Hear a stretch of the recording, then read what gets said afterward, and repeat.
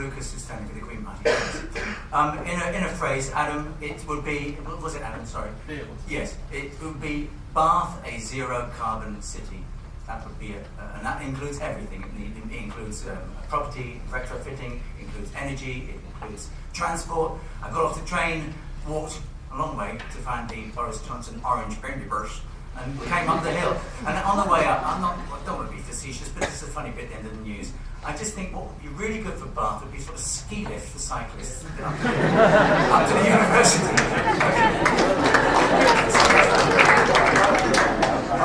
Okay, thank you. Okay, I'd like to take a couple of questions, so we really need to start finishing because we've got places to go. Yes, sir? Yes, I want to shoot you. Okay, Europe, very quickly. I'll be very quick. I was the candidate for the European Peace, and I'm a Europhile. I'm a graduate in European Studies, a linguist. I've taught German and French. One of my real joys over 31 years of teaching modern languages was to take kids over the channel. Whoa, there's a world beyond England. I'm a Europhile. You can't really pin me down on Green Party on that one because I'm not. I'm anti-Lisbon Treaty. Everyone would say they are, but I'm afraid it might be a constitution we have to live with and fight for change from within. I think Europe is an exemplar, can be an exemplar of good practice for the whole world, and as such, I think we must support it. We can't get out of it anyway. You certainly can't get out of it by joining the European Parliament, not having any MPs in Westminster.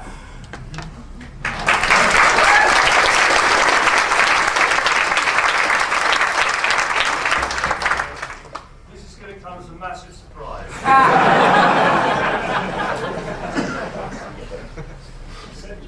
Oh no, yeah, I did, no, that was bitter irony. Anyway, yeah, Ricky says that it's exemplar, good practice. It's weird they don't have their accounts signed off for God knows how many years, but I'm sure he's right. It's ancient history. We believe passionately the English people should just have a say.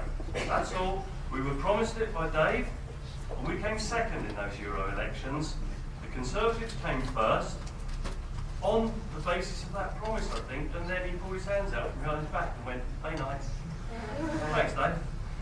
We passionately believe, we're not keen on it, pretty obvious, read the manifesto, we can cost it out, we can solve most of the financial problems tomorrow, okay? And they will give you a mass of statistics about how much trade we do with Europe.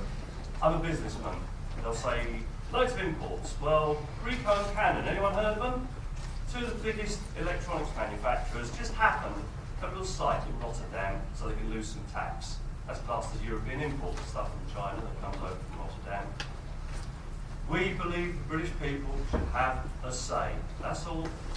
Okay, so that's where we stand. There's a good newspaper you can read if you want one afterwards. Okay, thank you. Hattie, do you want to come back on that one? I too am Europhile. I think that, I just think we are part of Europe. We're an island. Yeah. Well, we are. What else are we? We're a small island. Yeah, we would be an offshore island.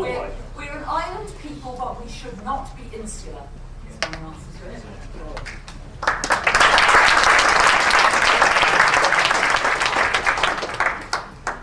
There are many things in Europe which are good, like the single market and being able to solve problems which cross borders, such as climate change. But there are other things which are actually really bad. We're still spending 40% of the entire European budget on a farm policy which is environmentally disastrous because it encourages over-fertilization and which costs an awful lot of money for 0.5% of the population who work in agriculture, and which actually puts up really high trade barriers for African farmers who want to import farm produce into the UK or into any part of Europe.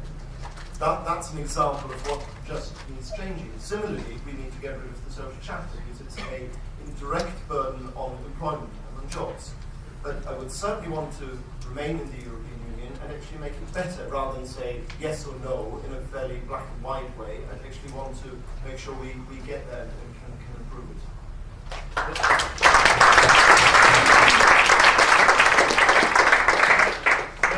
This phrase has been going around recently, I agree with Nick. And I'm going to confound it all by saying something I never thought on Europe I would say to a Conservative. But I agree with Fabian.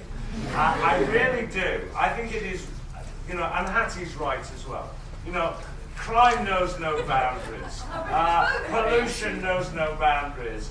International terrorism knows no boundaries. So we've got to work with our partners in the rest of Europe. And Fabian's right in saying it's not all perfect and it does need to be changed. It's not properly democratic for a start. Okay? So we need to change even the decision-making process within it. So in that sense, we're all agreed. We can disagree on some of the minutiae, but it's great to have a fair degree of unanimity with one notable exception on the end. But can I just end this section by just saying to Ricky, and I'm sure it was a slip of the tongue earlier on, when you, right at the beginning, referred to another UKIP candidate who couldn't be at a previous meeting because he was stuck in Europe.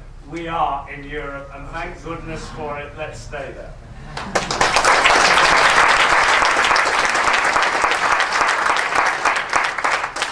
We're really running out of time now, so if I can just ask the candidates to give a very short, maybe 2 sentences, just conclude everything. Very short. Start with Ernest. Happy revolution. Take all your 20,000 votes and do something with them. For God's sake, people died for you to vote. All right? That's it.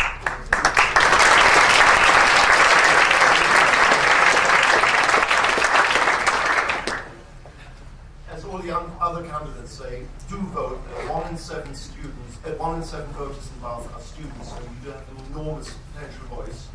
And I think it's up to you to decide whether you want to stick with the current government or whether you want to change it. If you want to change it, Bath is one of the seats the Conservatives would need to win to have a majority in Parliament. So if you want to change the government, the only way you can vote is Conservatives.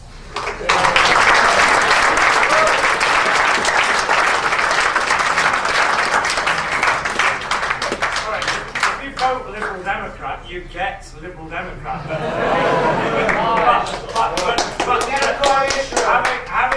Having said I agree with Fabian, I also agree with Ernie in that answer. I suspect I'll agree with Ricky and Hattie in a second, because we'll all say it's really important to go out and vote. Can I just add one other thing?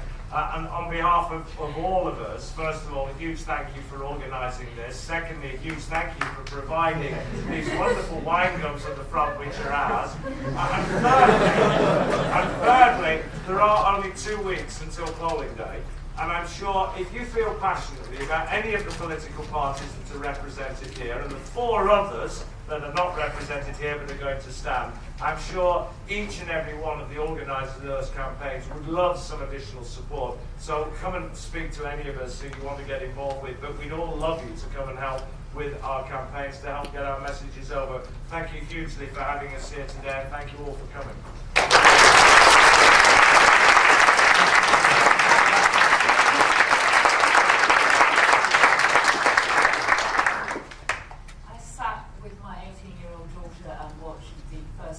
Voters Question Time on television, and she wrote a blog piece after it in which she said, we know we should vote because we can, and we don't have to skirt around bombs and watch people being killed and intimidated on the way to the polling station.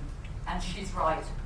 It's your right, it's also your democratic responsibility. So get out there. There might be a bit of rain, but that's nothing to what other people face on the way to their polling stations.